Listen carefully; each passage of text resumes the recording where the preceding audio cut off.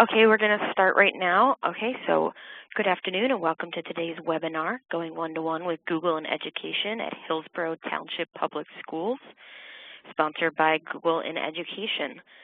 Today's speakers are Kristen Kalick of Google in Education, Joel T. Handler, the Director of Technology for Hillsborough Township Public Schools, and Amy Mealy, the second grade teacher at Woods Road School.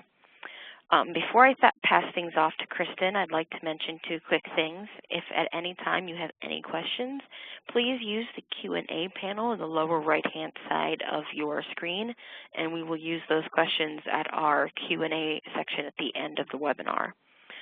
Also, please be on the lookout for a follow-up email with a copy of the slides and a link to the archive to review this webinar and to share with your colleagues. You will probably get this email tomorrow afternoon, so just be on the look. If you haven't gotten it by Friday, let me know. So now I'd like to pass things off to Kristen. So Kristen, you're good to go. Great, thanks Liz. And thank you everybody for coming today. Just for a quick overview of today's webinar, I'll take some time to talk about Google and Education solutions. So covering Google Apps for EDU, the recently announced tablets with Google Play for Education and Chromebooks for Education. I'll then throw it over to Joel and Amy, who will talk about their experience at Hillsborough Township Public Schools. And as Liz mentioned, we'll leave some time at the end for questions and answers for anything that you've typed into that Q&A bar during the webinar. So here on the Google and Education team, we think about this number a lot. But what is 60%? 60% is the percentage of students today that will have jobs that don't exist yet. So if you think about it, many of the tech roles that you and I have didn't exist whenever we were in school. When I was a student, there was no Google in Education account managers. There wasn't a Google in Education. Chromebooks and tablets didn't even exist whenever I was a student. And this isn't just true of tech roles. Many non-tech roles have changed dramatically as well, generally as a result of the adoption of technology. So the way that we research and collaborate and disseminate information has already evolved and is going to continue to change. So the conventional way of thinking about education isn't enough anymore and needs to change as well. So what we really want to focus on is teaching our kids the tools to be successful. So things like how to collaborate, research, organize information, formulate an argument, etc. Because in many ways, technology has already transformed the way we communicate and participate and experience the world. Technology's really removed barriers. For instance, whenever I was growing up, if I wanted to research a topic, I went to the library. And in many instances, the entry in the encyclopedia was my only source of information. And once I had finished the article, I was done. But technology has opened up new worlds of information to today's students, and they have the ability to learn and explore more deeply. So this slide shows a few examples of how technology is changing our world. So the first image is one of our Google schools, Fort Sam Houston in Texas. And they serve a very heavily military population. And they chose to go with Google Apps and with Chromebooks because it enabled their parents to stay connected to their students' work even whenever they were deployed overseas. And technology also allows for other stakeholders outside of parents and teachers to get involved in education. So the second picture shows how you can use Google Plus Hangouts to bring experts into the classroom. So for instance, you could bring a local political figure into a government class or have a surgeon talk to biology students. And the third image there is something you might recognize. It's Georges Seurat's A Sunday on La Grande Jetée, which is typically housed in the Art Institute of Chicago. But like many of your students, I've never been to the Art Institute and I haven't ever seen this painting in person. But now all of us can. Google's taken high-resolution photos of many paintings as part of the Google Art Project, so now we're able to zoom in on the painting and study all of the details that led to the pointillism movement.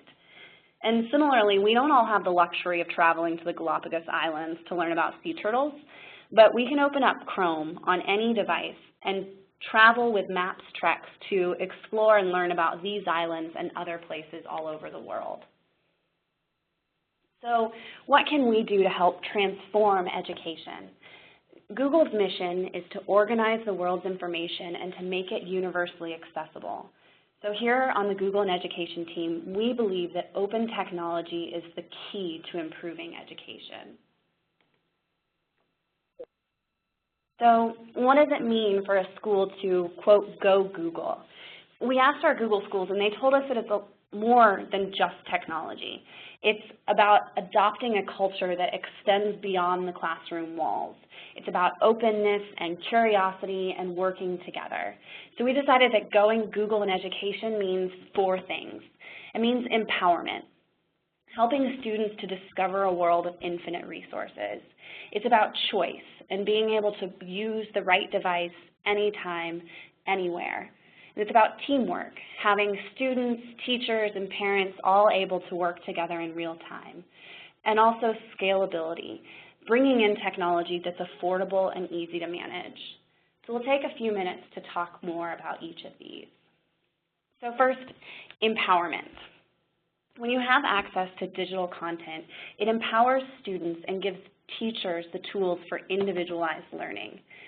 It's important to help students discover that world of infinite resources, and it changes the role of the teacher from a lecturer who disseminates information into a facilitator who coaches and supports students as they explore the information accessible to them and helps them to solve real-world problems. Secondly, Google believes in giving schools a choice. So the ability for you to use the right device anytime, anywhere.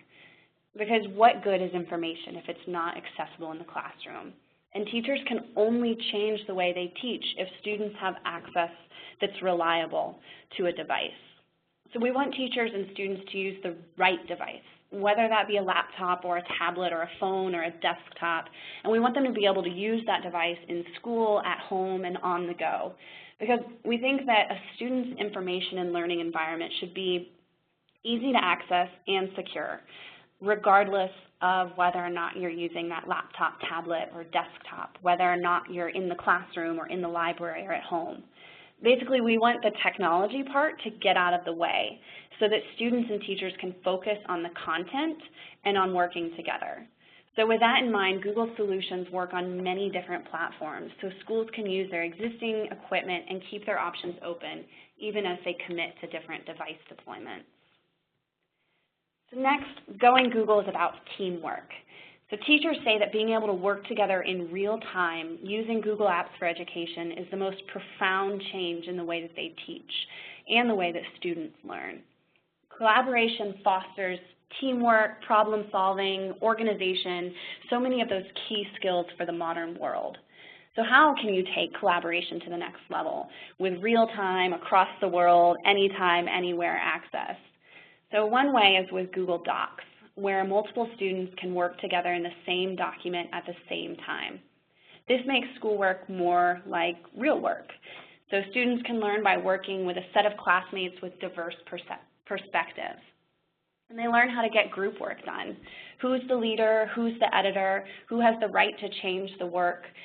These discussions are the same kind that they're going to have at the university and in the professional world. So this slide is just a fun animation about the way people are able to collaborate within a shared document through Google Apps, working together from different locations on different devices. Finally, going Google is about scale.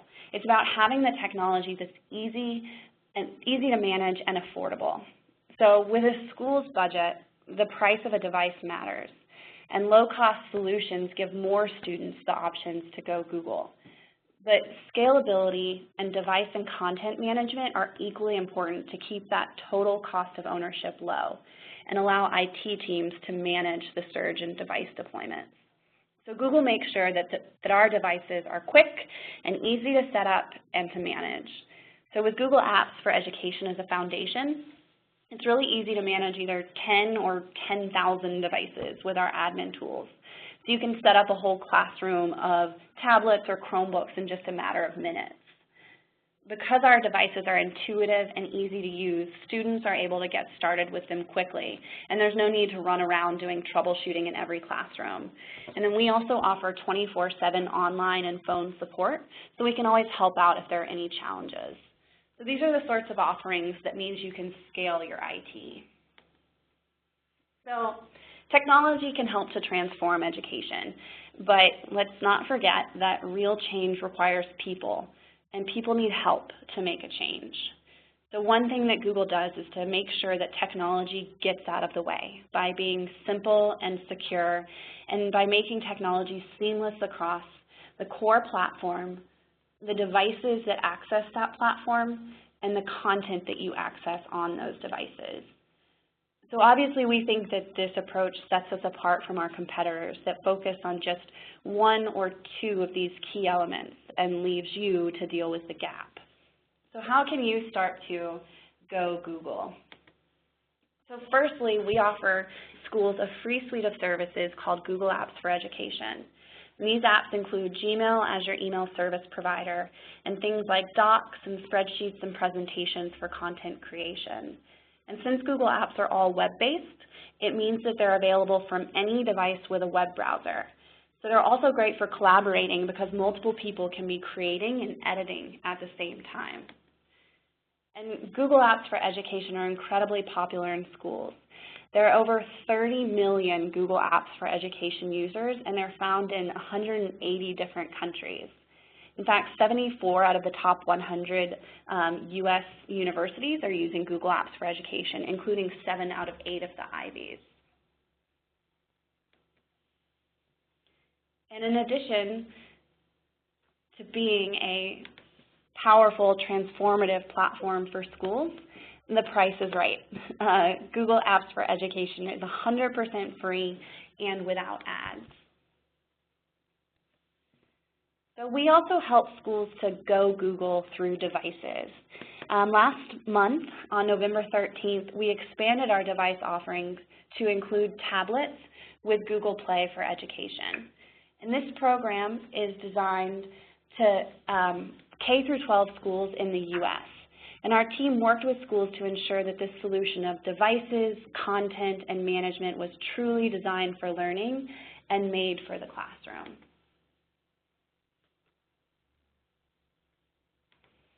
And tablets are opening up new possibilities in education.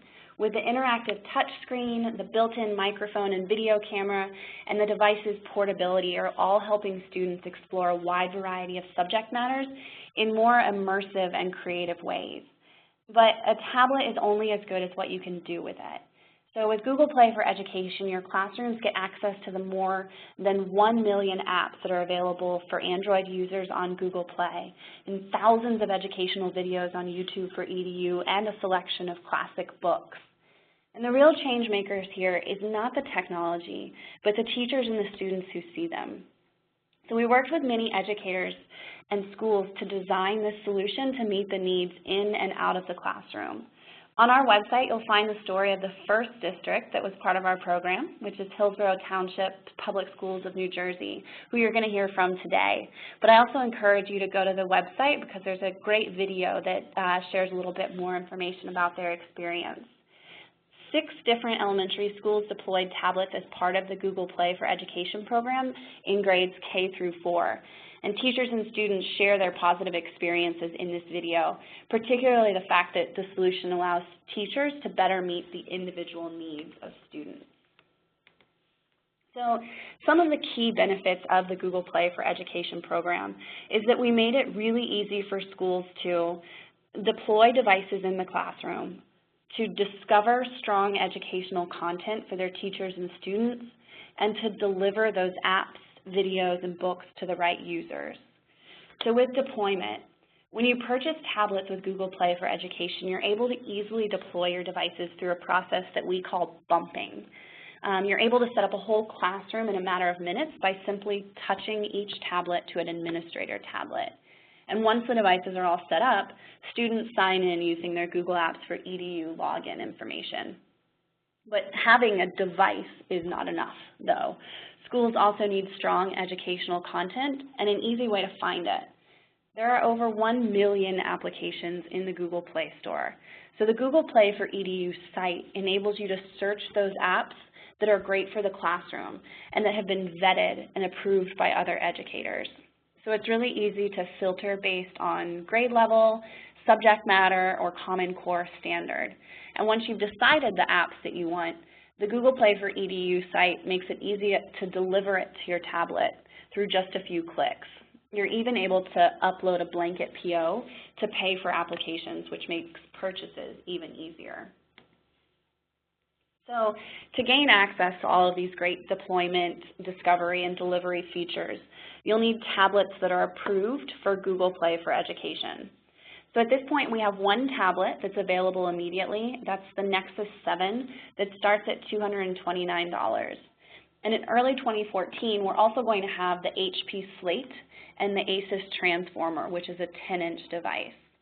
With all three of these devices, you'll also need to purchase a $30 license that provides you with access to the setup application for deploying devices, and it provides you with access to the Google Play for EDU site, which the next few slides will cover in more detail.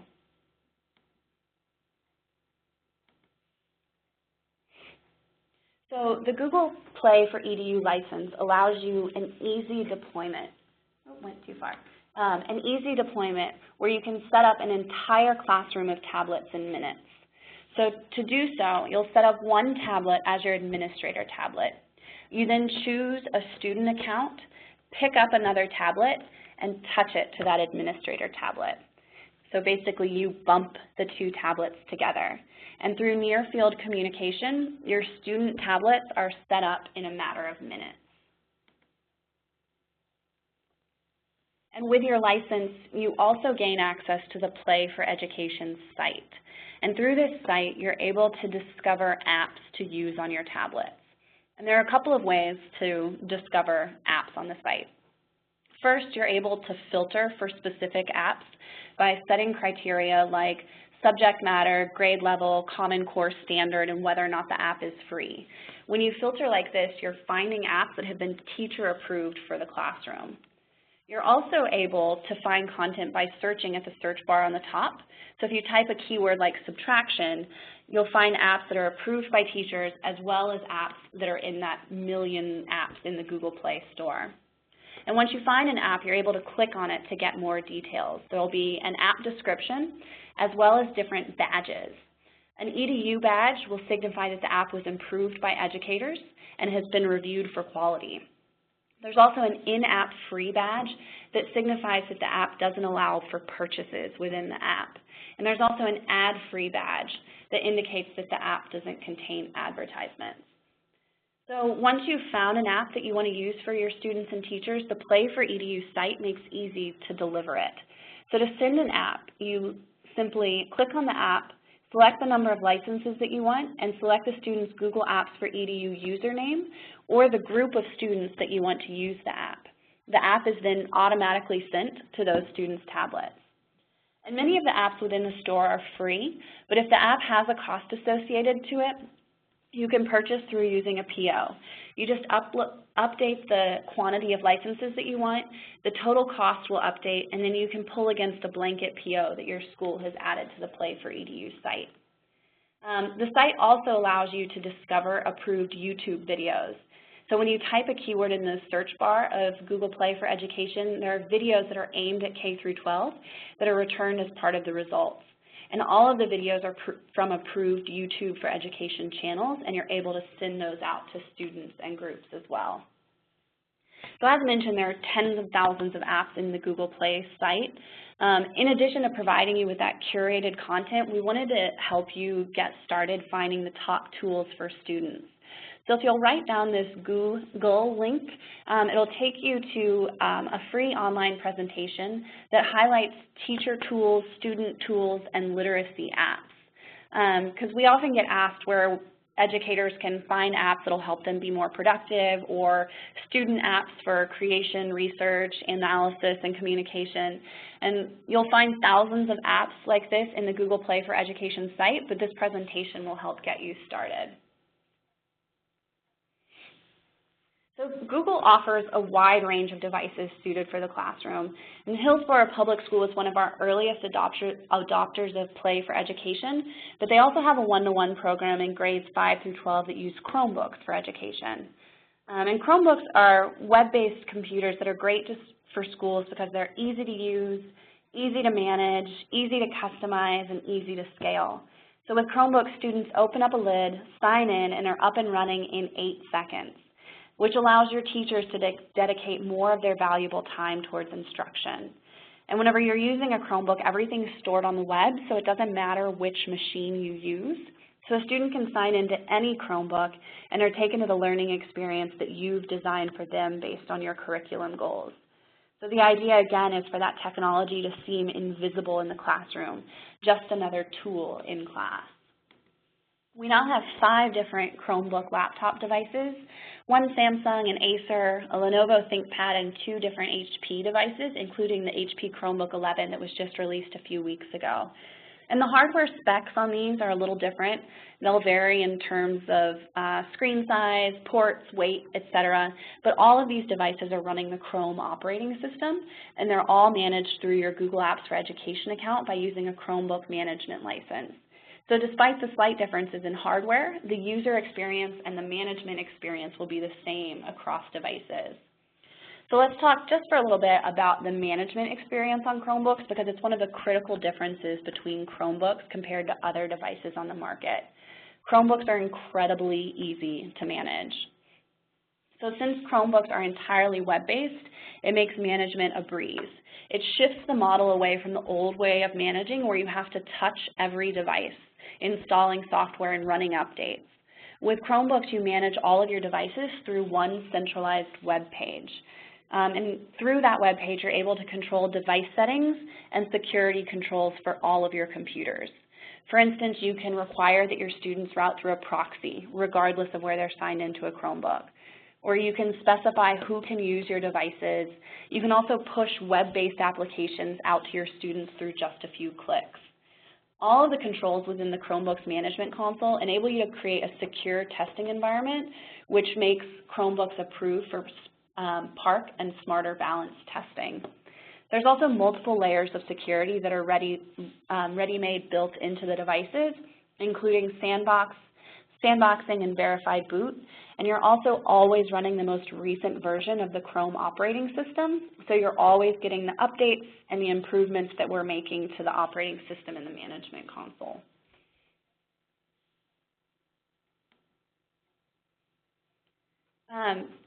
So one last thing is the Chrome Web Store, and this is the place where all of the online applications are available that you can use on Chrome, the browser, or on Chromebooks. I highly recommend doing a Google search for the Chrome Web Store and taking a look at the thousands of applications that are available that span all different subject matters and grade levels. So with that, I wanted to pass the presentation over to Joel Handler with Hillsborough Township Public Schools, who's going to share his experiences as a Google school that uses both Chromebooks and tablets with Google Play for Education. Thank you. So just to tell you a little bit about Hillsborough, we're a small suburban school district in New Jersey. We have about 7,350 students. We have 6 small community K-4 schools, and then we have a centralized 5-6, a centralized one centralized 7-8 school, and then one high school 9 through 12. What's nice is having those larger size schools, it gives our students lots of different opportunities having that environment. So,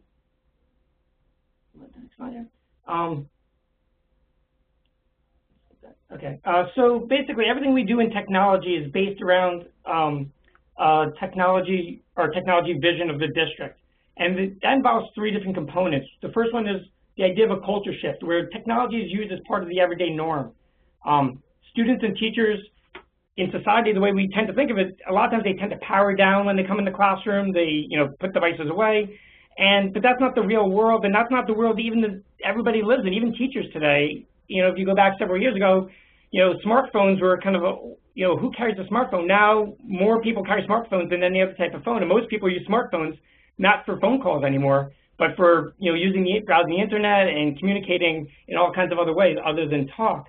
So our idea has always been it should be this culture shift, and we're starting to see that now, which is very interesting. Is that technology is no longer the special lesson. It's no longer the we went to the lab today and we're going to go again in a couple of weeks. It's part of the norm. It's part of just we use them today, we use them later today, we use them again, and we just use them. Nothing special anymore about them. We are shifting towards the idea of doing a one-to-one program for all students in K through 12. So that means every student has a device accessible to them throughout the school day. And in our upper grades, we're having students actually bringing home those devices so that they can use them, whenever it's needed for their learning environment.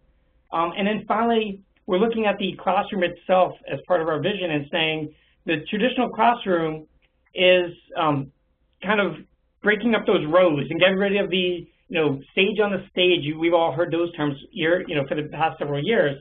But a very interesting way of describing it, when you see our rooms, a lot of our rooms now, our students are kind of all over the place a little bit. We had a district, nearby district, come and visit our schools last year, and he said it the best. One of the principals kind of told us later on, he goes, "This room is like organized chaos." And he went to one of the students and he said, "Don't you find it strange that you're back to the front of the room?" And the student said, "Wait, that's the front of the room? There's no concept of a front of the room anymore. Everybody's working. They're working where it's convenient. You'll have students over on one side of the room working on whatever it might be, other students over here working in a group on that, another student sitting by himself over there working on something he needs to be working on." So it's this kind of organized chaos where the students know what they're doing and they're accomplishing their work and they're getting the job done and they're really taking true ownership of their learning. So with our vision kind of drives everything we're doing, our goals are the 3 goals that kind of are the foundation of everything we do in our district. And these tech goals kind of, whenever we try to introduce something new, we make sure if it doesn't align with our goals, it's not the direction we want to go. Our first one is the idea of asynchronous learning. That is learning when it's appropriate and convenient for the student. So, the ideas of flipping the classroom, the idea, when does a student learn algebra best, a high school student? Usually it's not 7:30 in the morning. Lots of studies have shown that, but yet because of scheduling, that's when our students have class. But this idea that if the materials are available and, learning can take place whenever it's needed and convenient, that's the idea of asynchronous learning. Globalizing the curriculum, what we talk about that is, bringing the world into the classroom. I know Kristen talked about that earlier when she said the Google Art Project, they're bringing in, people from around the world. And finally, the big cornerstone is the idea of creation and collaboration and publication of digital content, with the idea of collaboration being the key. That is one of the main reasons why we went to becoming a Google Apps district, because it really lends itself to that whole collaboration model and students working together. So real quickly, what we've done over the past few years is bringing up the infrastructure into our environment. We put in, back in 2011 and 12, we put in a projector in every classroom with a sound field system. So every room is, multimedia ready. Then in 2012 and 13, we launched a teacher laptop initiative where every teacher got a laptop. So, and what was very interesting was you ask our teachers, and it's only a year later, they can't remember when they didn't have these laptops. It's just part of the norm. It's just part of our culture now that everybody kind of carries around. You walk down our halls and you see students and teachers on hall duty, and there are 2 students of hers sitting there kind of, asking her questions and working with them, and they all have their devices out, not thinking twice about it. And then finally, very important was we built up the wireless to be able to support the infrastructure prior to implementing it so that we know it'd be reliable and it'd be there as we build up the program. So in our journey towards a one-to-one, what we've done is we've broken it down into 2 different environments. One was the 512, and we started back in 2011 and 12 with very small pilots of just one-to-one across 4 classrooms. And we just, we gave the students these devices and said, worked with those 4 teachers and said, let's try this, let's experiment. Being the success of that grew in 2012-13, we gave 10% of our students in grades 5 through 12 devices. These devices go home with the students, and they come back. After doing our exploration last year, we decided Chromebooks were the way to go. So this year we went 20% of our students in grades 5 through 12 as our final year of our pilot. And they are all Chromebooks. So students in grades 5 through 12, about 20% of our students are now bringing home Chromebooks, using them in their classes. In 5 through 8, it's designed completely around their entire team. In grades 9 through 12, it's around their pilot teacher, if they happen to have a teacher who's doing the pilot, is how we broke it down. Our goal is next year to be complete 100% all students in grades 5 through 12 having Chromebooks. In grades K through 4, over the past 2 years, we've increased our Chromebooks, and that slide kind of broke apart a little bit, I guess, when they converted it. But we have shared Chromebooks in all K through 4, available in K through 4, so they're on carts, and there's a few in each of the buildings. And then last year, we decided to implement a complete one-to-one pilot program with, as Kristen said, we were one of the pilot districts working with Google Play for EDU and the Nexus 7. So it all really starts with Google Apps as our foundation. So we rolled out Google Apps in 2010-11, and it was optional when we rolled it out. We just kind of implemented it. It was kind of secondary. We just told teachers, hey, try it. What really sold us was the collaboration. It was all about the collaboration. It was free. And it was, we could collaborate, and the students could work together. At the time we switched, it didn't have all the bells and whistles, but what was amazing was it sold itself. Literacy classes were the first to grab onto it, and they would, teachers were like, wow, so students can work on this, paper or whatever, and I can monitor what they're doing, I can watch it. And then all of a sudden they start saying, wait, students can work on this paper at the same time, and it just kind of grew and grew. So Google Apps was really that foundation that we kind of started rolling out back in 2010-11, and then it kind of kept growing and growing, and then we started looking into single sign-on, and then we started seeing, well, they came out with Google Apps not just on the web anymore, but now you had on other devices, and you can get to it, and then Chromebooks came out, and we really started seeing it. So last year, 2012-13, we switched our entire district over to being a Google Apps district. We used Chrome on all of our Windows-based devices. We used Chromebooks as part of our pilot. We started deploying Nexus tablets at our K-4 environment. And what was very interesting was going this direction really proved well when Hurricane Sandy came around, because it was very interesting. We were one of the only districts in Somerset County that continued communication the entire time on cell phones, because our mail servers were never affected because Google was hosting them wherever they host them. So, it was a very interesting side effect of that as well. And even though our high school had a generator and stayed up the entire time, we lost our communications lines at the high school. But our communication, our ability to email it with each other and work with each other, really, it kept going. So,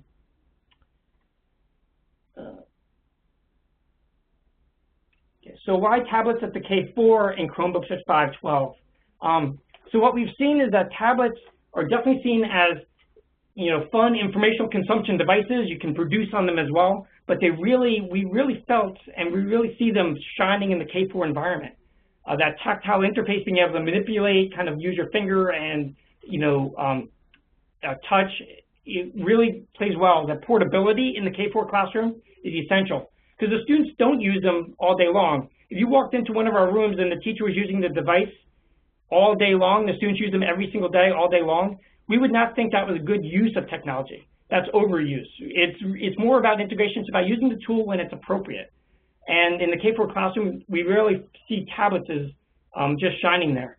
Chromebooks in the 512 space, these really start to work well because of that whole work environment. You got that idea of the laptop model. You got the idea that you can kind of move around with them, yet be stationary. You can produce on them much, very effectively in more traditional type senses.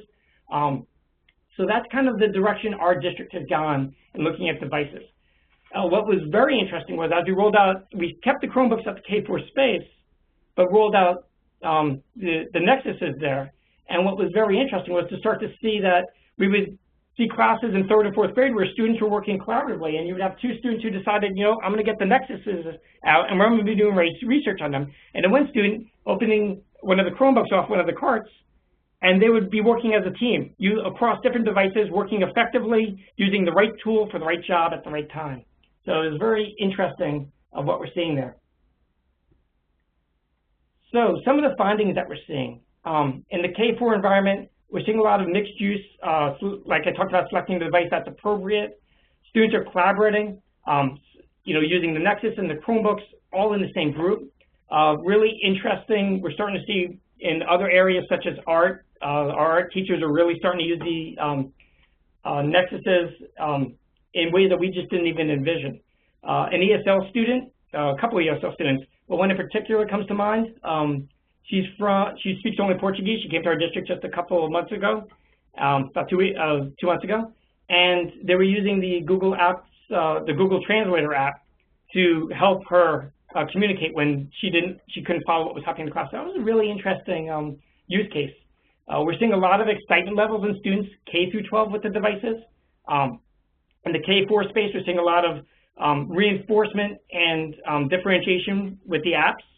In 5 through 12, we're seeing a lot of collaboration and ownership of learning happening because of the nature of those devices. The Google integration, we've done a lot of trying to do single sign-on. Most of the apps we're finding are now involving and taking on Google Apps integration so that students don't have to remember an account for this app, an account for that app, and they forgot their password for this website. Most of the services we start to implement now, we do Google Apps single sign-on integration, so that really makes it much more user-friendly and just kind of gets the technology out of the way so learning can take place. We are seeing the technology help create a uniformity across the students so that it levels the playing field. So we have some students in more economically disadvantaged areas in our township. We have some who and with the devices having this ubiquitous access really kind of levels that playing field, and it's excellent to see. We're seeing a lot of students, even when they go home in the K-4 where they don't bring home the devices, and in our 5-12, who's not part of our one-to-one pilots, because of the Google Apps environment, they're accessing this information at night, whenever it's convenient, whenever they can, from wherever they are. And it's really interesting because we're seeing a lot more students engaged in their learning outside the classroom. So it used to be the bell would ring, time to go, we're done. And now what we're seeing is students are just much more engaged, and continue working outside. We're seeing students kind of working with each other, creating video tutorials, teaching each other things. Very interestingly, some of our teachers are doing what's called styling classrooms, where the students are working in groups, but there's really no talking in the classrooms. They're working on documents together. They're using chat and messaging features to be able to communicate, almost simulating real-world type learning environment or real-world work environments. Some other things we're seeing with teachers and what's happening in those classrooms, a lot more paperless. We've been using the some of the tools like Teacher Dashboard, where staff are pushing out documents to students, and students using those to be able to submit work to them. So definitely a lot more paperless going on in our classrooms, a greater use of instant feedback tools, and definitely we're seeing a lot more, we're starting to experiment with the idea of flipping the classroom, where they're using videos and other tutorials online, having students using those materials outside of the classroom to learn the content, and when they come in the room, actually do application of those so that the teacher can really focus on the students who need more guidance. And we're also seeing a lot more student-centered activities, a lot more student learning happening, or student-directed learning, I should say. So a couple of things in terms of how we provide support. One of the most important things is making sure your teachers are comfortable and that training is available to them. Having timely and targeted training is essential. Well, one in service does not work, and we've learned that. And some of the things we've done is we've created turnkey training programs where we have courses offered throughout the entire year so staff can take classes when it's convenient for them, when they're ready to implement the technology. Because one of the things we've learned from is, you would have an in-service day, let's say in November, or you'd have an in-service day in May, and the teachers learn something that day and they're all excited about it. And then, well, they can't apply it for 2 weeks because that's when it's really going to fit their lesson. But by 2 weeks later, they really don't remember it. So having these abilities to take courses throughout the year really has worked well for us. We also have tech coaches. We have 2 for our entire district, and their job is to work with their actually classroom teachers who are been given a sabbatical for a year. They come out of the classroom, and they work with our staff in the classroom. So they'll co-teach a lesson. They'll work with them during the lunch periods, during the prep periods, helping them really understand the technology and implement it in their classrooms. And we're seeing a huge upsurge in our staff's ability to implement technology because they have these support models and that support throughout the year, and not necessarily just technical support, my device is broken, but the training support of how to implement it in the classroom. That is key. So finally, in terms of the keys to success, what we've seen is having that clear vision and defined goals really makes a difference. You know what you're shooting for. Throwing technology at schools just doesn't get anywhere without a strong vision on where to direct them to. Having a strong technology infrastructure, something that the teachers can rely on and know that it's going to work from day to day. Training, having timely and targeted training. It must be frequent and available as needed. Training one day a year just doesn't suffice when you're trying to go into this 21st century learning model. Also, what we found was encouraging trying and taking risks with your teachers.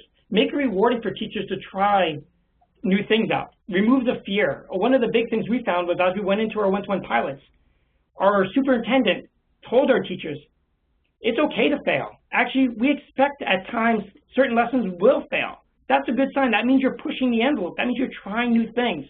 So getting that message across to teachers was really profound, and it was definitely something that a lot of feedback we got was that really made it much easier for our teachers to adopt to this. And finally, ongoing feedback from your stakeholders. This has been an evolution for us. We just didn't decide 3 years ago, oh, this is what we're doing, done. It's been an evolving process, and we're learning along the way as well. At that point, we can turn it back over for any questions or people have, I guess. Okay, so are we doing the question and answer time now, or are you still going, Joel? I'm done. So, Kristen, if you want to take over, or Liz. Okay, there are lots of questions. I don't think we're going to get to all of them, but what I will do is I can export all the questions that everyone is asking and give them to Kristen and Joel afterwards. And hopefully, if it's a question that they think needs a follow-up, they can follow up with you.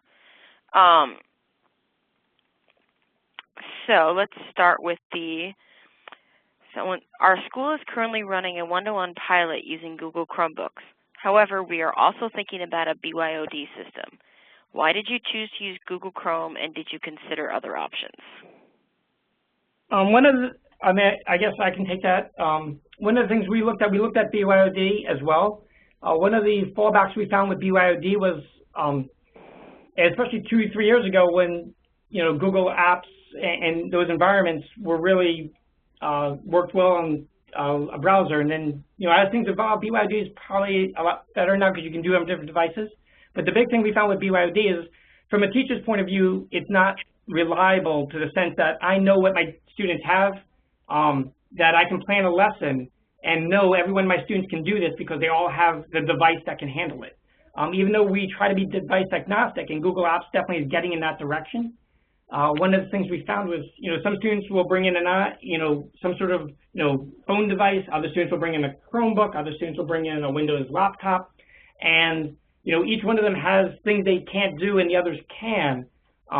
Whereas if they all have the same device, I know as a teacher I can plan around that. And we really found that to be instrumental. What we saw when we looked at a lot of BYOD districts was it brings the internet in, which is huge. But we didn't see a lot of major transformation where all of a sudden the room is completely different. Learning is happening, and that's not to say that can't happen with BYOD, but that was been our findings of what we looked at, and that's why we decided to move forward with the one-to-one. Okay, I said someone asked how they could see a demo of the management and admin tools for the Google apps. Sure, I'll take that one. The actual management and admin tools are you have to have a license in order to access those, but we have a number of videos and walkthrough tutorials that through our website that will demo the features of both the Play for EDU site as well as the Chromebook management console. Okay, and then they have,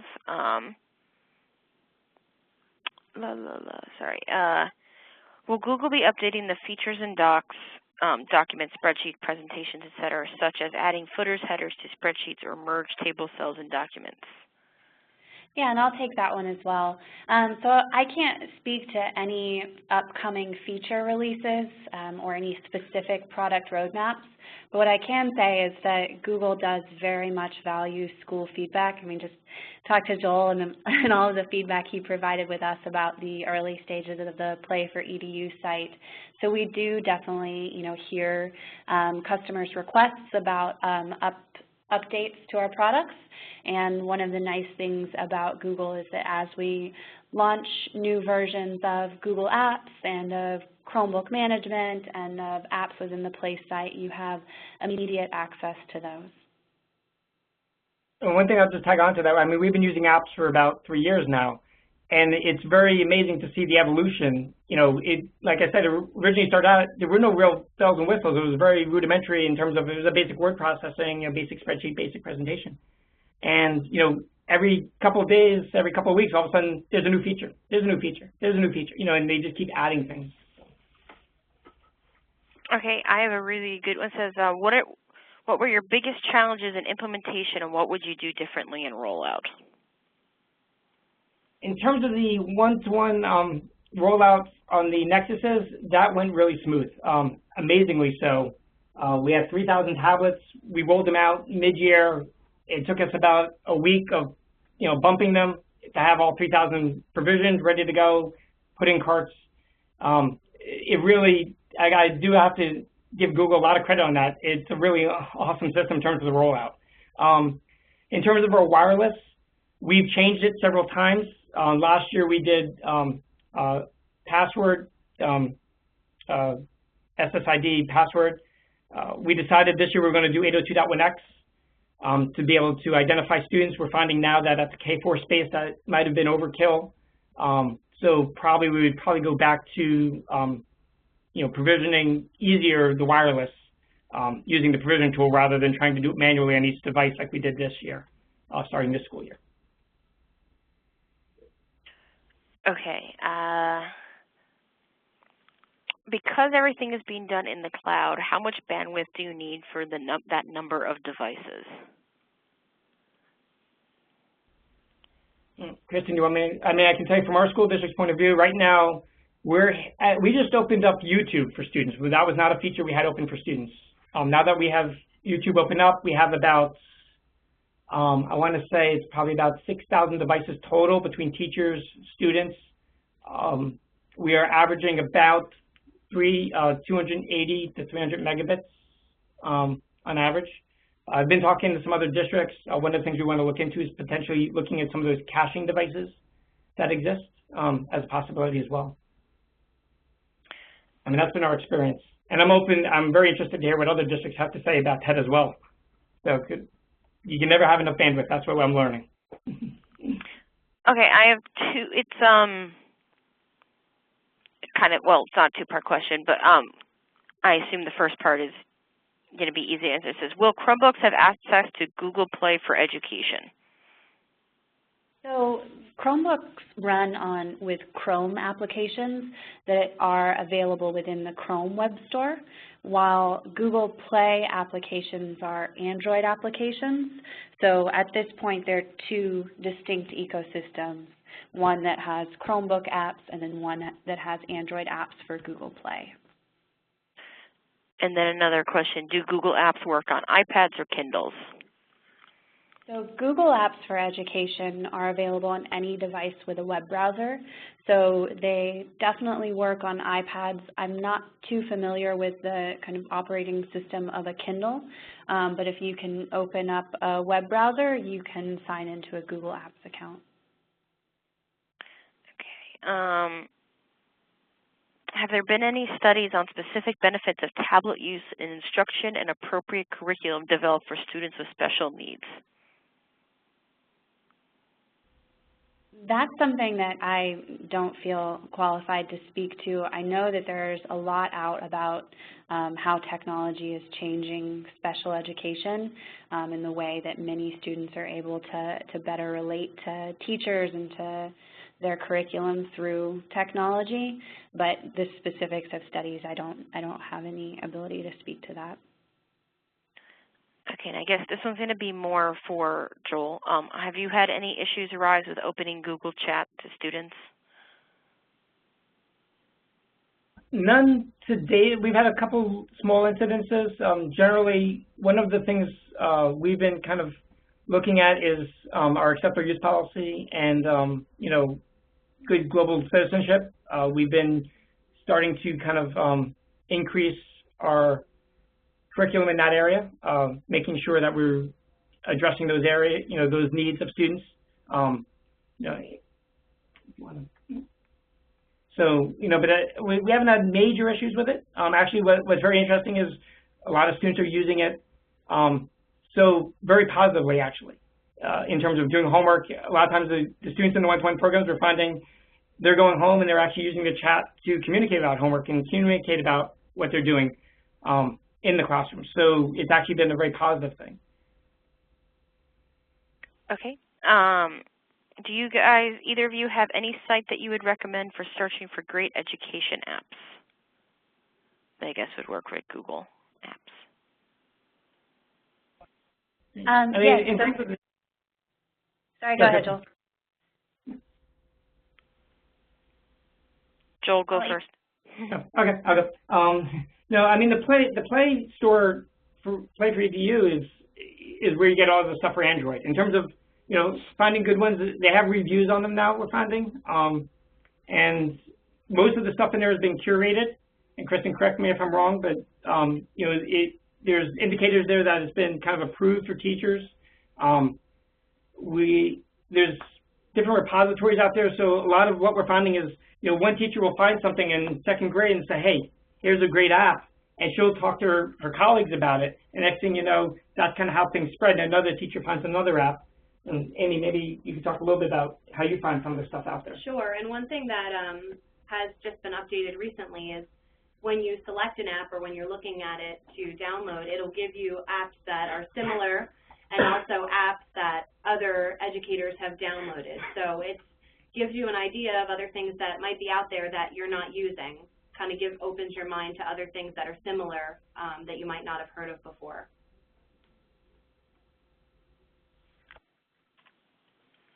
Okay. What amount of training was provided to teachers on incorporating one-to-one with Google with their curriculum? How standardized is instruction in the Hillsborough district? So with the one-to-one program, as we've been rolling it out, in the 512 space, we actually supplied training over the summer. So we had, the first year we did it in 2012-13. Going into that summer, we had 2 days of professional development that were led by our technology integration specialists. And they provided 2 complete full days of training for them, kind of getting them on board, learning how to use the devices that they had. And then that year there was about 30 teachers in the pilot.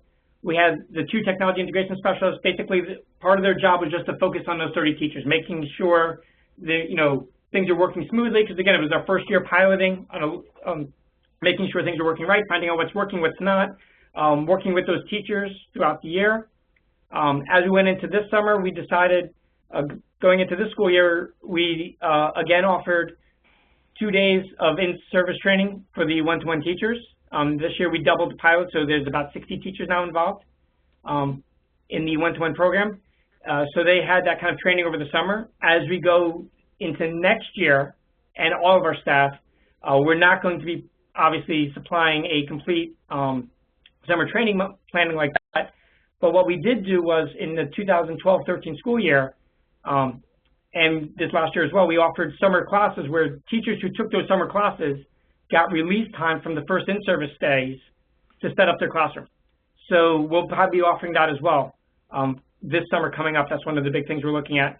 The other thing we're finding is the turnkey training program. This year, because the one-to-one is still an isolated environment, most of the turnkey training programs are about using technology in most of our classrooms, in the 80 to 100% of our rooms, not necessarily geared towards one-to-one.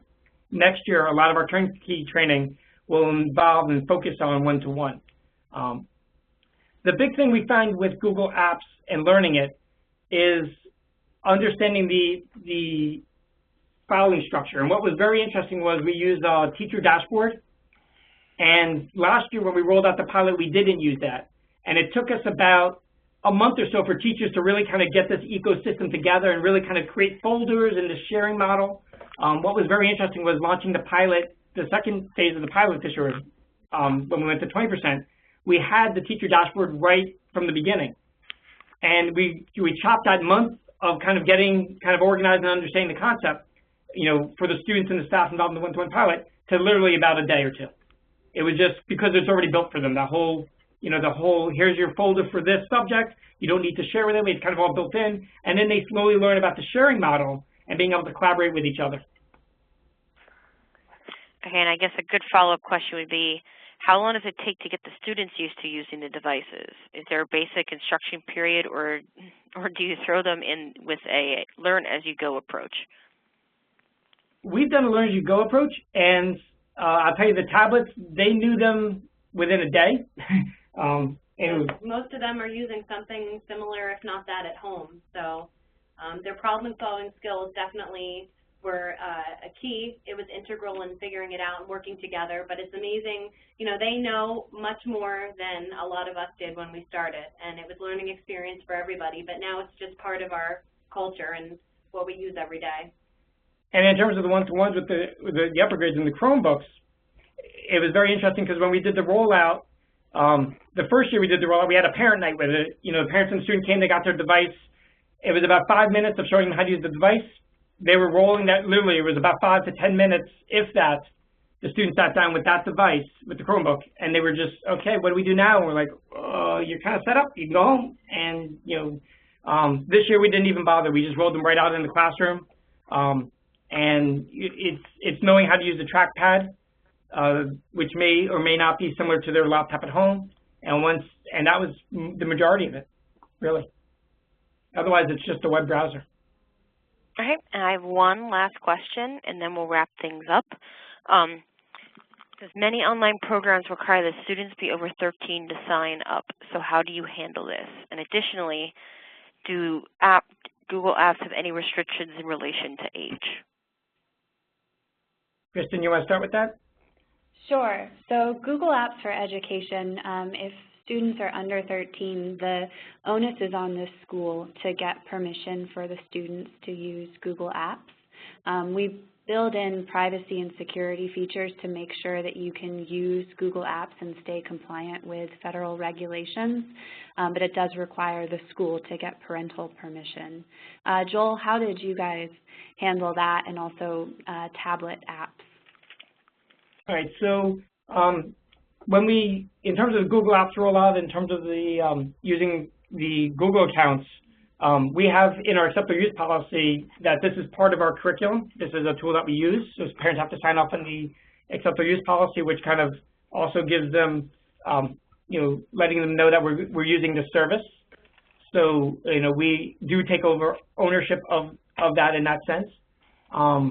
In terms of other sites out there, generally if a teacher wants to use one, if it's a subscription service that we subscribe to, that we're paying for, there are a couple of them that we do use. We do use Discovery Ed. BrainPop has been a very popular one with the Nexus tablets. I know now taken off. Learning A to Z. All those sites are subscription services, so it's part of our curriculum.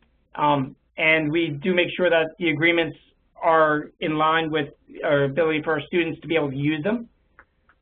Other sites that a teacher may find that, hey, I want to use this service, oftentimes they'll reach out to the parents and say, hey, they're going to use this service. It's not something the district necessarily is paid for, but and they'll just make sure that the parents are in the loop and are aware of that.